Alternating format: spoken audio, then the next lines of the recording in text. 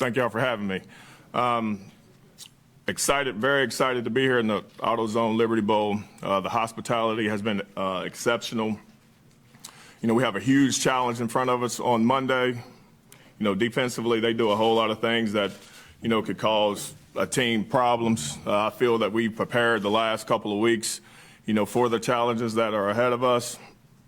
Our practices have gone well. Again, the players and coaches, we feel like if we go out and do the things that we need to do, we should have a chance to win this football game. Great. Questions? Lonnie, style-wise, do they remind you of anyone? They're a mix on defense. They play 4 down, 3 down, so a lot of the teams that we have played in the Big 12 do some of the same stuff. They play a lot of man coverage stuff that we've seen on tape. So, I think, from the looks that we've seen throughout the Big 12 and then just studying them over the last, 3 or 4 weeks, I think that they compare to a lot of the teams that we played. With Kevin, it was kind of a tale of two seasons for him. How much of that was injury or health related? How much of that was defenses adjusting and making a point of shutting him down? I mean, as far as Kevin being injured, Coach Hogerson will discuss any of those injury questions, but, Kevin is 100%. He had his ankle taped in the Iowa State game. A couple of the games he didn't, he went for 7 100-yard games straight, and then a couple, teams tried to play, a couple people over top of him. And, if you're doing those things, if you can recall the Texas Tech game, they played a little bit of it, and that's when Jordan Thompson had the 100-yard game. Mario had a 100-yard game. So, we'll be prepared for whatever they try to do, get a look at it and see what how they're trying to attack us and how we're going to try to attack them. Coach, I know that Tate's not playing in Sunday's ball or in Monday's ball game, but his football career is not over, is it? I mean, from what I understand, he's a pretty good head on his shoulders and probably a pretty good coaching candidate. I would say so. With his dad, the background that Coach Trickett has, and, Clint's been around football most of his life, so I'm sure that'll be something that, that he'll pursue. We wouldn't be where we are now without Clint, early in the season, doing the things that he did for us. And, Kevin and all the offense is very appreciative of the things that, he helped us accomplish so far this year. Like Ron Cook talked about trying to roll in additional offensive linemen as you guys had the last couple games. He wanted to find at least 2 and maybe 3. Do you think you have 2 or 3? I think so. Tony Matteo, came in and played, and, Stone came in and played. So it'll be one of those things where if some of the guys need a break or, we want to mix up something, feel comfortable with those guys going in. Tony played the whole game and, against Iowa State.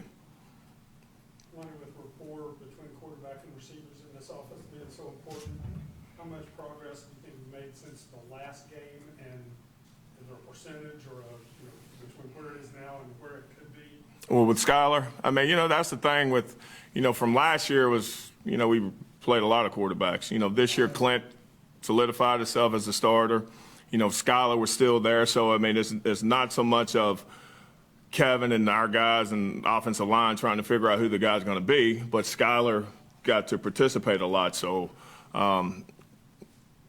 Skylar's not new, to us. He was competing very hard for the job. So Kevin and the guys, Mario and the whole, all the wideouts are too used to him. So, I mean, in the last couple of weeks, just preparation with him being the main guy and throwing the ball to him. So I think we'll be okay.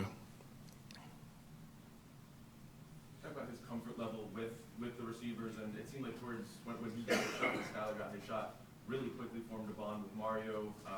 Jordan had a couple big catches there, and just kind of how that has developed. Just, it's just through the weeks of practice. If Clint was down doing what we call inside runs, Skylar would be down with us doing one-on-one. So the thing that Skylar has always done very well is prepared himself to be the starter.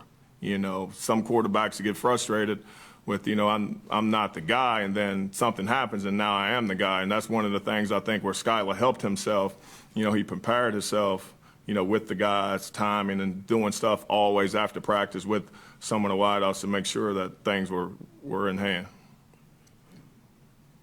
Lonnie, the first 2 days of practice were apparently pretty good. Today was a little bit, it's not as dry as the past. Did that affect anything, and how was today? No, the day was great. I mean, we got there and they worked out a little bit, and then I put my rain suit on and we went outside and did our normal Thursday practice, and the guys were bouncing around. They know on Thursday that there's a certain amount of plays that we do, and they were ready to get out of the rain, so they were bouncing around. Talking about teams shutting down, or not shutting down, but trying to shut down Kevin, and the importance of other people stepping up. Can you speak to that a little bit more, and how important it will be if A&M does make a point to try and take Kevin away from you guys to have the rest of your receivers step up? One of the things, if you're trying to take Kevin away, obviously the other guys got to step up, but hopefully we can go in and establish a running game, and whether or not you're going to play cover 2, cover 1, those type of things, double Kevin, we'll need to be able to run the football. Obviously, Mario, DeKill, Jordan, they'll need to be able to, come up with some big plays. And, I mean, it's happened to us a couple times. So, Kevin is very excited, and he's up to the challenge. And, if they want to double him, then, still got to figure out ways how to get him the football. Any other questions? Coach, thank you very much. Thank you.